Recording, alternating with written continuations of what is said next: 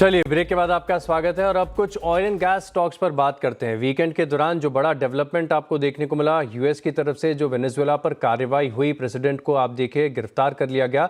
इसके बाद दुनिया भर के एनर्जी मार्केट में खलबली देखने को मिली है। इसका क्या इम्पैक्ट है स्टॉक्स पर और लॉन्ग टर्म में क्या मायने हैं, विस्तार से समझते हैं। स्टॉक्स तो फिलहाल के लिए थोड़े से ऑफ हाइज हुए हैं, लेकिन आप एक बात को समझिए कि वेनेजुएला को देखें तो इनके पास दुनिया भर के 18% के जो है ऑयल रिजर्व्स हैं। इतना बड़ा स्केल है, लेकिन आउटपुट देखें तो 1% से भी कम है, क्योंकि पॉलिटिकल इंस्टेबिलिटी रही है, एफिशिएंसी बिल्कुल नहीं है। लेकिन अब क्योंकि यूएस ने साफ कर दिया है कि वेनेजुएला का कंट्रोल और संचालन अब वही करेंगे, तो माना जा रहा है कि वहाँ पर जो तेल की खदानें हैं इनमें रिवाइवल देखने को मिलेगा, जो अटके हुए प्रोजेक्ट्स हैं वो बढ़ेंगे। यानी आप ये समझ लीजिए कि मीडियम टर्म में हो सकता है कि यहाँ पर जो सप्लाई है क्रूड ऑयल की वो बढ़ती हुई नजर आए। अब स्टॉक्स एक एक करके आपकी स्क्रीन पर लेकर आता हूं, जहां पर बड़ा फायदा देखने को मिलेगा। लाइफ हाई बनाया रिलायंस इंडस्ट्रीज पर, और तकरीबन देखें तो 20 लाख बैरल प्रति महीने वेनेजुएला से ये इंपोर्ट करते हैं। और क्योंकि ये सस्ता इंपोर्ट होता है, इसी के चलते जो जामनगर रिफाइनरी है इसके मार्जिन आपको कंपेरेटिवली बेहतर देखने को मिलते हैं। ओएनजीसी ये भी एक ऐसा स्टॉक है जिसको बड़ा बेनिफिट है। कारण ये कि जो ओएनजीसी विदेश लिमिटेड है, ये काफ़ी प्रोजेक्ट्स ऐसे हैं जहां पर ये स्टेक ओन करके चलते हैं। ऑलमोस्ट देखें तो कोई किसी प्रोजेक्ट में 11% है, किसी में 40% के आसपास है, और ये प्रोजेक्ट्स काफ़ी लंबे समय से अटके हुए हैं। पैसा ओएनजीसी विदेश का वहां पर अटका हुआ है।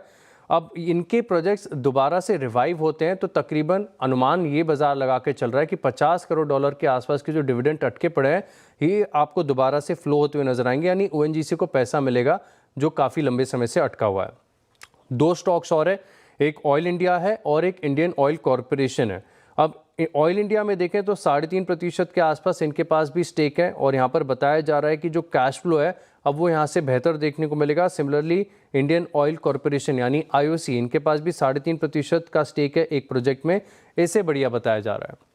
ऑयल मार्केटिंग कंपनी जैसे एचपीसीएल और बीपीसीएल हो गई, अब इनके लिए भी देखें तो 60,000 से लेके 1 लाख बैरल प्रतिदिन के आसपास का जो है इंपोर्ट है, और क्योंकि ये लो कॉस्ट होता है तो इनके जो रिफाइनिंग मार्जिन्स हैं इसमें बढ़त आपको देखने को मिलती है। तो ओवरऑल आप देखें तो इस डेवलपमेंट को ऑयल मार्केट के लिए और खासतौर पर इंडियन लिस्टेड कंपनीज के लिए पॉजिटिव बताया जा रहा है। लेकिन अब आप ये सोच रहे होंगे कि ऐसा क्या कारण है जिसके चलते इन सभी स्टॉक्स में गिरावट देखने को मिली है। तो शुरुआत में जो स्टॉक्स हमने एक बार साथ में दिखाए थे, जैसे रिलायंस है, ओएनजीसी, ऑयल इंडिया, आईओसी, एक बार फिर से आपको स्क्रीन पर दिखा रहा हूं कि ऑफ हाइज के एक्शन यहां पर देखने को मिल रहे हैं। अब कारण ये है कि 18% के ग्लोबल आउटपुट के रिजर्व्स इनके पास हैं, और यहां से अगर जो खदानें हैं वो नॉर्मल काम काज करेंगी तो आप समझिए कि मीडियम टर्म में सप्लाई क्रूड ऑयल की बढ़ेगी तो क्रूड का प्राइस बढ़ नहीं पाएगा, और इसी के चलते देखें तो इन सभी स्टॉक्स में ऑफ हाइज के एक्शन देखने को मिल रहे हैं। राय लेना चाहूंगा सर ओएनजीसी पर, इसको काफ़ी बढ़िया बेनिफिट बताया जा रहा है इस डेवलपमेंट के चलते, लेकिन स्टॉक ऑफ हाइज हुआ है।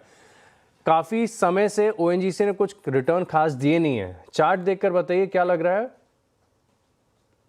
देखिए, पहले तो एक ऑयल एंड गैस इंडेक्स की बात करें तो ये काफी इसने करेक्शन और कंसोलिडेशन का फेज देखा है। Nifty oil and gas index का जो रिकॉर्ड हाई बना था वो अगस्त 2024 में बना था, और ये अभी भी अपने जो वो हाई बने थे वहां से करीबन 20% नीचे है।